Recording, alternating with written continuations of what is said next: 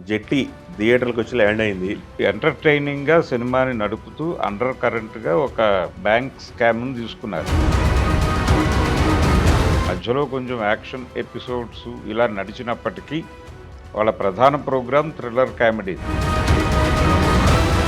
వాటిని ప్రాపర్‌గా డెలివర్ చేయటం కోసమే వీళ్ళందరినీ మోహరించారు. యూత్‌ని టార్గెట్ చేసుకోవటం వల్లనే ఆ తరహా డైలాగులు దొర్లినాయి.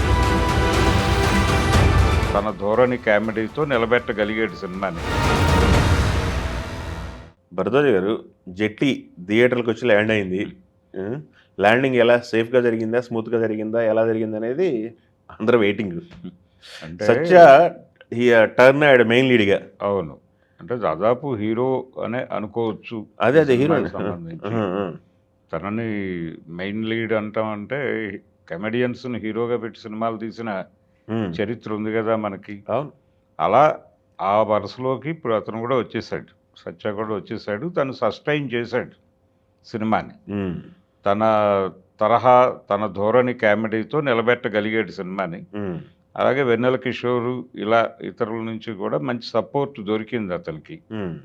సో, ఎంటర్‌టైనింగ్‌గా సినిమాని నడుపుతూ అండర్ కరెంట్‌గా ఒక బ్యాంక్ స్కామ్‌ని తీసుకున్నారు. హ్మ్. బ్యాంక్ స్కామ్ అంటే మనకు అనేక ఉదాహరణలున్నాయి ఇక్కడ. ఫైనాన్షియల్ క్రైమ్స్ చేసి, చిట్ ఫండ్ కంపెనీలు మూసేసి, బ్యాంకులు మూసేసి వెళ్ళిపోయినటువంటి చరిత్ర చాలా ఉంది మనకి. హ్మ్. కృషి వెంకటేశ్వరరావు గారు లాంటోళ్ళు చాలామందున్నారు. హ్మ్.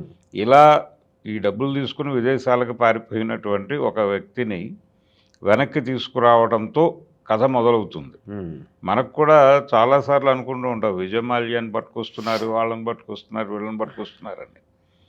అలాంటి ఒక బిగ్ ఫిష్‌ని వెనక్కి పట్టుకొచ్చేటప్పుడు హ్మ్.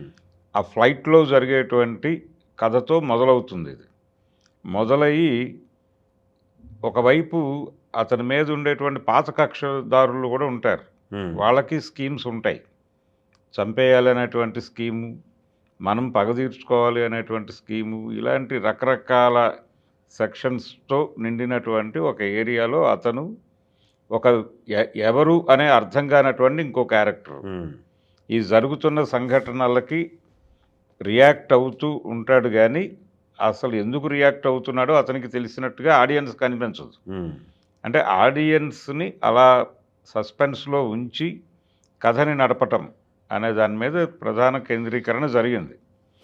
అదే ఈ సినిమాకి బలం కూడా. హ్మ్. దాని మీద కామెడీ అలాగే రకరకాల పద్ధతుల్లో అంటే న్యూ జర్నీ కనెక్ట్ చేసుకోవటానికి అవును. ఇప్పుడు రోడ్ల మీద నడిచేటువంటి భాషనే సినిమాలో వాడుతూ అలా నడిపేశారు ఎంటర్‌టైనింగ్‌గా. ఆహా!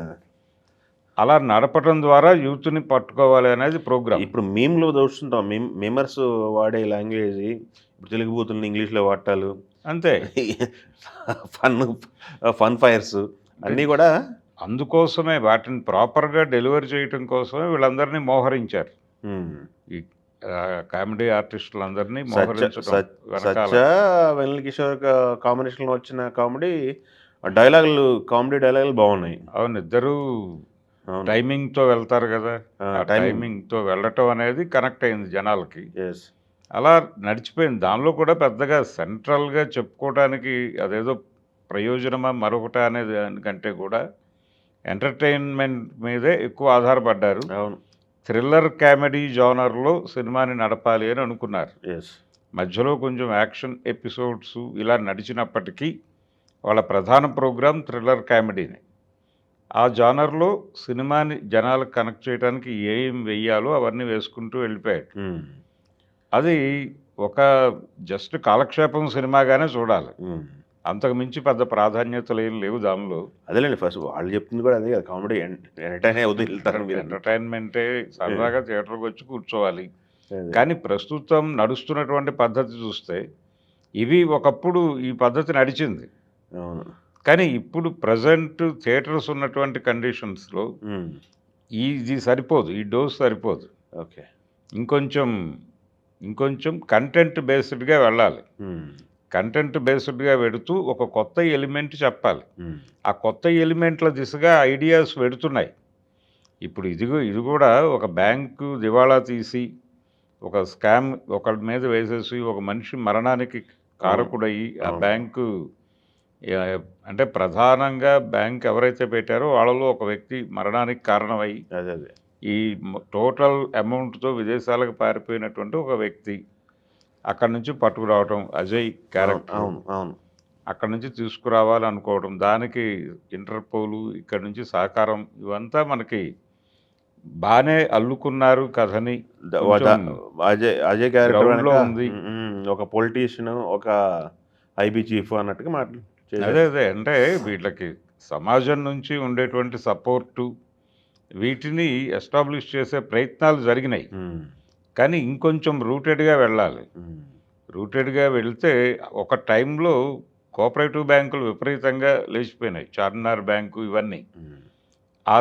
ఆ పరిస్థితిని లోన్స్ తీసుకున్న వాళ్ళు అలాగే లోన్స్ తీసుకునే పద్ధతి దాని మీద కూడా కొంత డ్రైవ్ వెళ్తే కొత్త ఎలిమెంట్ ఏదో ఒకటి ఉండాలి, ఒక కొత్త పాయింట్ ఉండాలి. అంటే ఆ స్కామ్ జరగటానికి వెనకాల మోటోగా పనిచేసినటువంటి కొన్ని కీలక విషయాలు ఉంటాయి. అవి జనాల్లో పెద్దగా చర్చ జరగదు.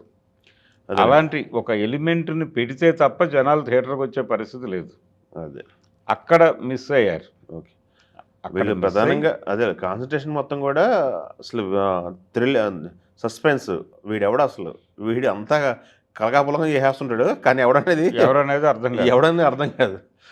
లాస్ట్లో క్లైమాక్స్ కూడా ఆడు చెప్పడం ఆడి పేరేంటో ఆడు చెప్పడం క్లైమాక్స్ కూడా ఇంతకీ జెట్లీ ఎవరు అనేది రివీల్ కాదు సినిమాలో. మేబీ సీక్వెల్ తీయాలనే ఐడియా ఉంది ఉంది ఉంది సీక్వెల్కి వేసారు రూట్. అదే అలా వేసి అది డిస్క్లోజ్ చేయకుండా అలా క్లోజ్ చేసి వదిలేశారు. ఒక ప్రోగ్రామ్ ఉంది సినిమాలో. రితీష్ రాణా తను ఆల్రెడీ మొత్తం వదలరా మొత్తం వదల 2 2 అవును జనాన్ని కనెక్ట్ చేశాడు కదా. అంటే ఒక చిన్న పాయింట్ ఆధారంగా ఒక కామెడీని నడిపేసి జనాల్ని సరదాగా థియేటర్లో కూర్చోబెడదాం. అంటే పర్టికులర్గా వీళ్ళ టార్గెట్ కూడా యూతే. యూత్ని టార్గెట్ చేసుకోవటం వల్లనే ఆ తరహా డైలాగులు దొరికినాయి. వాళ్ళు మత్తు వదలరాలో చేసింది కూడా అదే. అవును అదే పద్ధతి అదే ఫార్ములా ఇక్కడ కూడా తీసుకొచ్చారు. వర్కౌట్ అవుతుంది. కానీ ఇక్కడ ప్రాబ్లం ఏంటంటే ఒక సెంట్రల్ ఇది ఉండాలి. అదే మీరు చెప్పింది ఏంటంటే ఆల్రెడీ థియేటర్స్ బ్యాడ్ కండిషన్లో ఉన్నాయి. థియేటర్కి వెళ్ళటం అనేది అద్భుతం అంటే తప్ప థియేటర్కి రావట్లేదు జనాలు. లేకపోతే ఎక్కడో చోట డౌన్లోడ్ చేసి చూద్దాంలే అనే మూడ్లోకి వెళ్ళిపోయారు. అంటే జనాల్ని సరదాగా ఎంటర్టైన్ చేద్దాము అనే ఐడియాకి కాలం చెల్లింది. కొంచెం వాళ్ళకి ఏదో సర్ప్రైజింగ్ ఎలిమెంట్ ఉండాలి కాన్సెప్ట్లో కొంచెం జనాలకి కనెక్ట్ అయ్యేటువంటి ఎలిమెంట్ని వెతికి పెట్టడం అనే దాని మీద కేంద్రీకరణ జరగాలి. ఓకే లేకపోతే కష్టం సినిమాలు సస్టైన్ అవటం. ఒకప్పుడు ఇలాంటి కథలు నడిచిపోయినాయి. అది ఒక దశ. ఇప్పుడు ఆ దశ దాటాము అనేది పట్టించుకుని కథలు వర్కౌట్ చేయగలిగితే బెటర్గా ఉంటుంది అనేది అనిపించింది ఈ సినిమా చూశాక. Okay thank you.